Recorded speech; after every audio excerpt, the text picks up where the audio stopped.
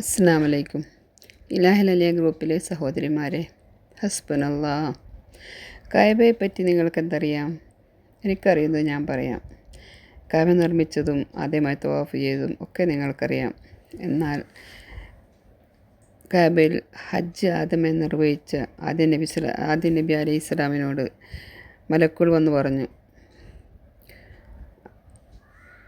ആദം, നിങ്ങൾ ഇന്നാണ് ഹജ്ജ് നിർവഹിച്ചത്. എന്നാൽ ഞങ്ങൾ 2000 വർഷങ്ങൾക്ക് മുമ്പ് ഞങ്ങളിവിടെ വന്ന് ഹജ്ജ് നിർവഹിച്ചിട്ടുണ്ട്. അല്ലാഹു തആല കഅബ നിർമ്മിച്ച ശേഷം മലക്കുകൾ ആണ് ആദ്യം കഅബ നിർമ്മിക്കുന്നത്. കഅബ നിർമ്മിച്ച ശേഷം അല്ലാഹു തആല കഅബക്ക് ഒരു വാക്ക് കൊടുത്തിരുന്നു.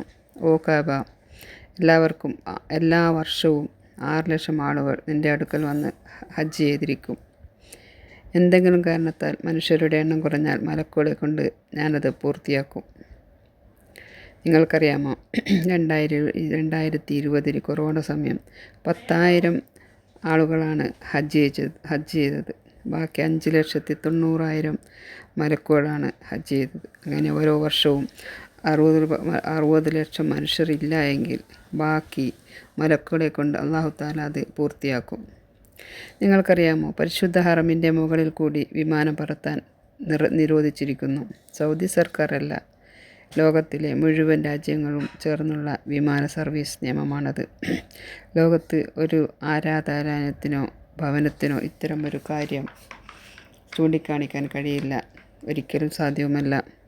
അല്ലാഹു തആല പറഞ്ഞു, ഫീഹി ആയാത്തും ബയ്യിനാത്ത്. മനുഷ്യരെ, നിങ്ങൾക്കറിയാത്ത ഒരുപാട് കാര്യങ്ങൾ ഞാൻ ഈ കഅബയിൽ അത്ഭുതങ്ങൾ, അത്യത്ഭുതങ്ങൾ നാം ഈ കഅബ ഷരീഫിൽ സൂക്ഷിച്ചിട്ടുണ്ട്. കഅബ ഷരീഫിനെ തകർക്കാനും ഇല്ലാതാക്കാനും ശ്രമിച്ചവരെയെല്ലാം നാം നശിപ്പിച്ച് നാമാവശേഷമാക്കി. നാം എല്ലാവരും കഅബയെ സ്നേഹിക്കണം, എന്നാൽ അല്ലാഹു തആല നമ്മെ സ്നേഹിക്കും. നബി സല്ലല്ലാഹു അലൈഹി വസല്ലം പറഞ്ഞു, റബ്ബേ, നിൻ്റെ ഈ ഭവനം എല്ലാ ശ്രേഷ്ഠതകളും ആഭിജാത്യങ്ങളും അഭിമാനവും എല്ലാ നന്മയും പുണ്യവും സംരക്ഷണവും സുരക്ഷിതത്വവും നീ ഈ ഭവനത്തിൽ നൽകണേ അല്ലാ. അത് പറഞ്ഞ നബി തങ്ങൾ വീണ്ടും പറഞ്ഞു, അല്ലാഹുവിൻ്റെ ഈ